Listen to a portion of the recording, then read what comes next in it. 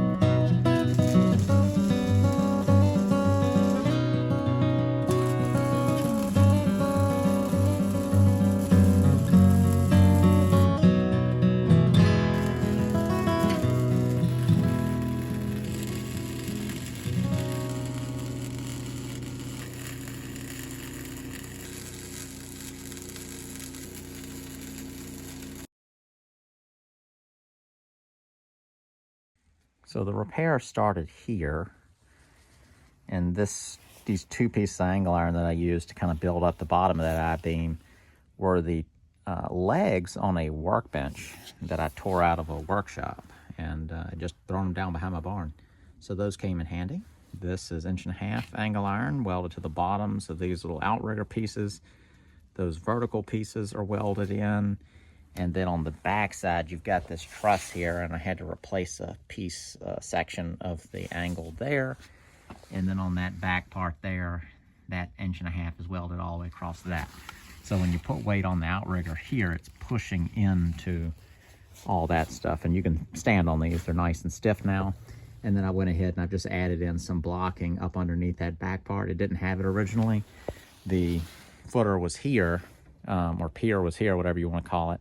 Blocks were here, and then this last, it's only like 4 feet sticking out. So I've blocked under that and then replaced the, the rotted shims that were gone with some treated shims here just to kind of snug up against it. And everything's just kind of snugged up. And then, of course, once the weight of everything is sat back on this, the floor in the bathroom, everything's installed, it's all going to squat down on that pretty good. And I'll have access to that back part, so if I ever think this is sagging, I can get under there and shim it up. I didn't dig way down past a frost line or anything. I've just dug down probably 4 or 5 inches, put a solid block, and then another piece of masonry block, a thin piece, and then a piece of sheet metal and a piece of plywood.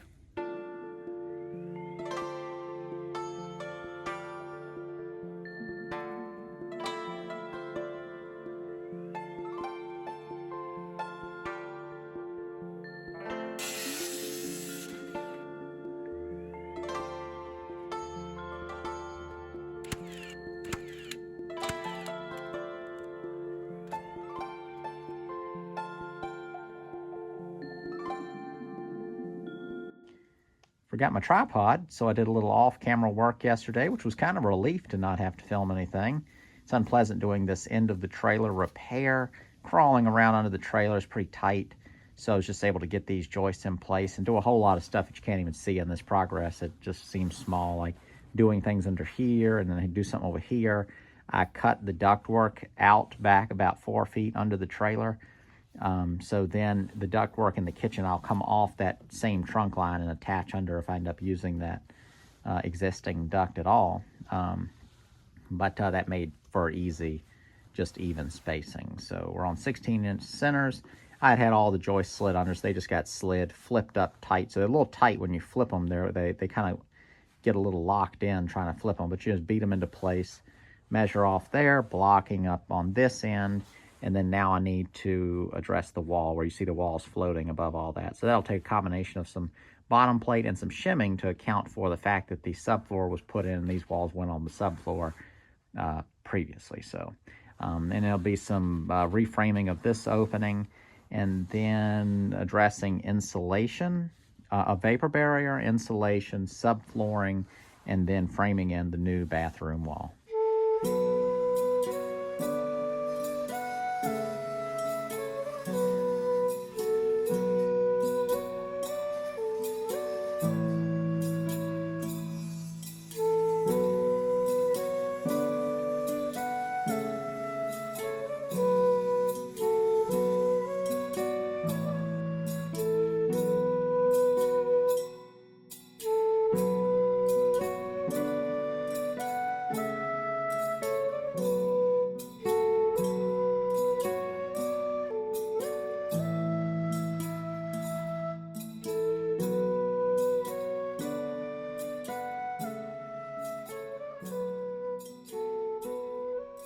Quick update before continuing. You can see I've roughed in the plumbing. It is glued at this point. I kind of placed it all where you see it, made sure it was okay first, and then I get all my angles and my fall right, and I put pencil marks on all the fittings to where you can get everything twisted to the right position. Got it all glued up. So toilet, vanity, bathtub over here. I was thinking about putting it over here, but I think I'm going to shift it to here and put the water heater over there now. I kind of had it flipped in my head before, but the easiest thing would be to have the tub here, access to the fixtures here. The water heater would be in the corner, the vanity here, and if I ever needed to access the water heater, I could just pull the vanity out the way, have a panel that pops off, replace it, do whatever I need to do. So the reason I went ahead and did this now is because it's going to be a lot easier for me to plumb this now than it would after the subfloor's in. So the only things that I haven't done is this is not glued in, this vertical piece attached to the bottom of the flange, and then there's not a piece coming up yet. I'll put those in afterwards. I'll cut a hole, drop down. I can still crawl up under here and reach between that truss and easily just glue a single thing on, but for most of it, all the measuring and cutting and everything, a little tricky. This is the vent. This vent comes off, toilet goes down, this vent comes up. This will get over into the wall, then runs up the wall through the roof, through the existing vent hole that was here. All the venting for this side goes up through a hole here. I'm not sure exactly where that vent will go up next, but I'll probably use the same hole in the roof. But for the next step, I'll be putting in the 1/2-inch rigid insulation down on those ledgers, dropping R19 insulation on top of that, and then going down with a Advantech subflooring. So it's a 3/4 inch subflooring. Advantech is basically a high-tech OSB. Waterproof, so it's great for places like this where the floor could potentially get wet. It's also low to the ground, so any moisture, top or bottom, is better to have something like Advantech.